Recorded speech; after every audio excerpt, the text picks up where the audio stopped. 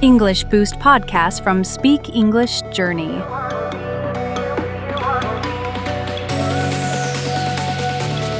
Welcome back, English learners, to another episode of Speak English Journey. I'm your host, Mary, and I'm so excited to be here with you today. This is the place where we help you enhance and develop your English speaking, listening, and vocabulary, one conversation at a time. And joining me, as always, is my brilliant co-host, James.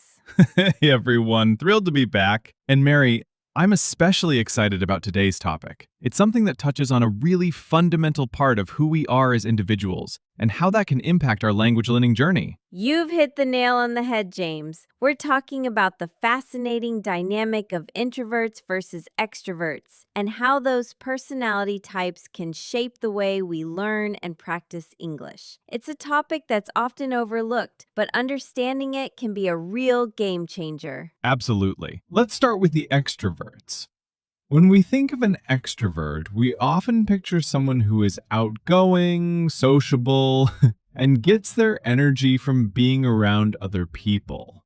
So, how does that translate into their English learning journey? Well, for an extrovert, the social aspect is their superpower. They thrive on interaction. Their ideal learning environment is one filled with people. They're probably the first to raise their hand in a class, join a conversation group, or find a language exchange partner. Their primary practice happens out loud with others. They'll likely progress quickly through spoken English because they're not afraid to make mistakes in front of others. In fact, that public trial and error is exactly what helps them learn. Right. They're all about getting the ball rolling in a very public way. They get to practice phrases like, let's grab a coffee and chat, or I'm looking forward to meeting new people, in real time. The more they speak, the more confident they become, and that confidence fuels their progress. They use their social energy to their advantage, and it's a huge asset. Exactly. Their learning is a very active, often loud process. They might say to someone, I'm all ears, to encourage more interaction. However, the downside for an extrovert is that they might get so caught up in the speech.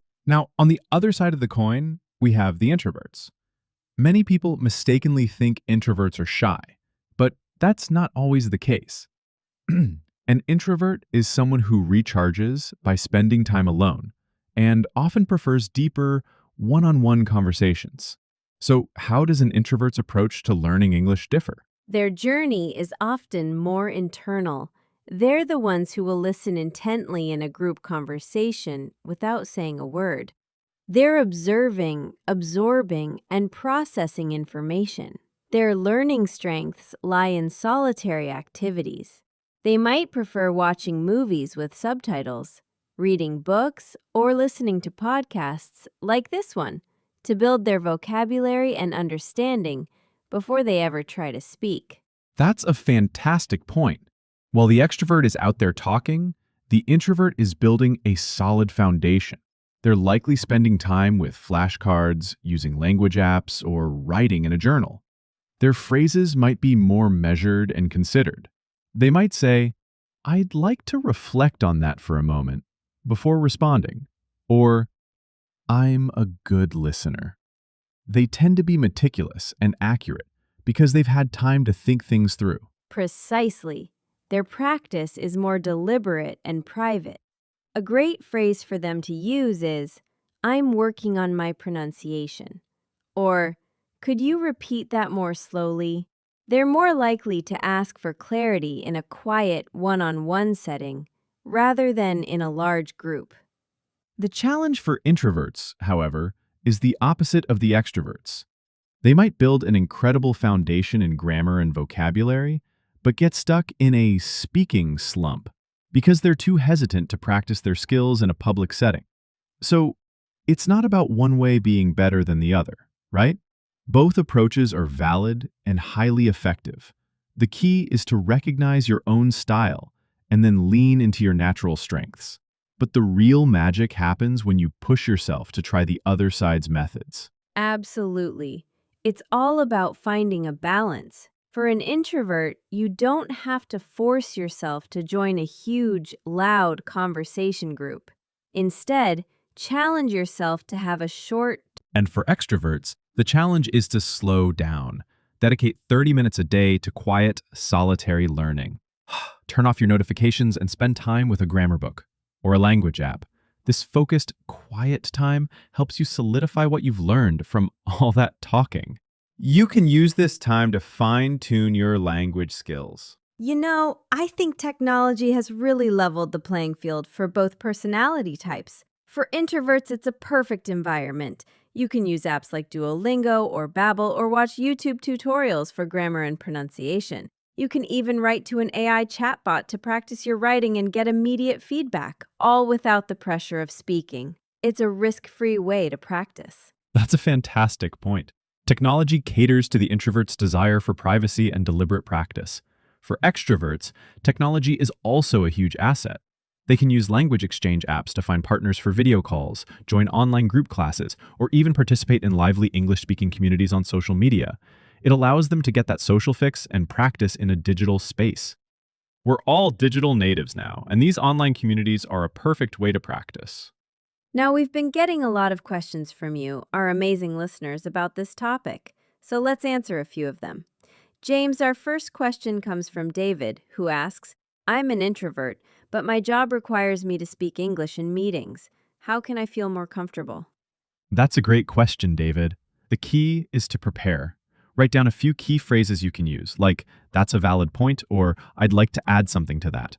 During the meeting, listen carefully, and instead of trying to jump into every conversation, look for a small, specific point to contribute. The less pressure you put on yourself to talk a lot, the more confident you'll feel when you do.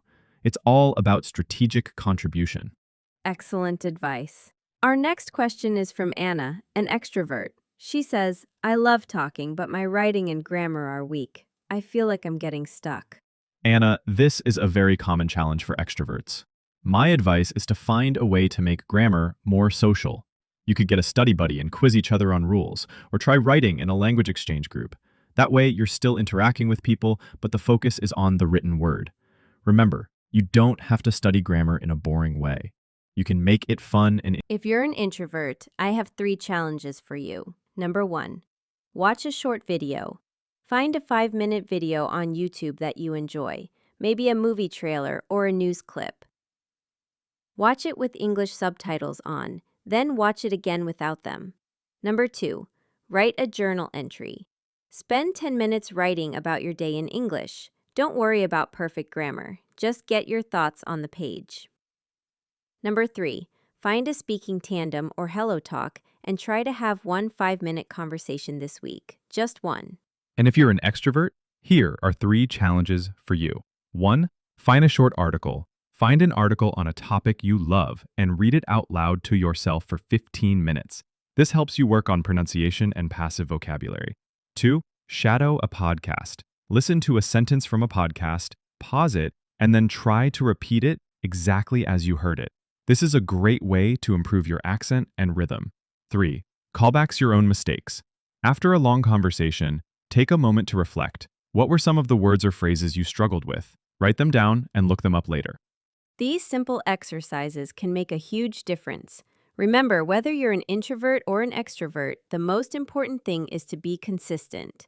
Every word you learn, every conversation you have, no matter how small, is a step forward. That's the perfect note to end on. We hope this episode has given you some valuable insights into your own learning style. Until next time, keep practicing, keep learning, and keep speaking English with confidence. Bye for now. See you next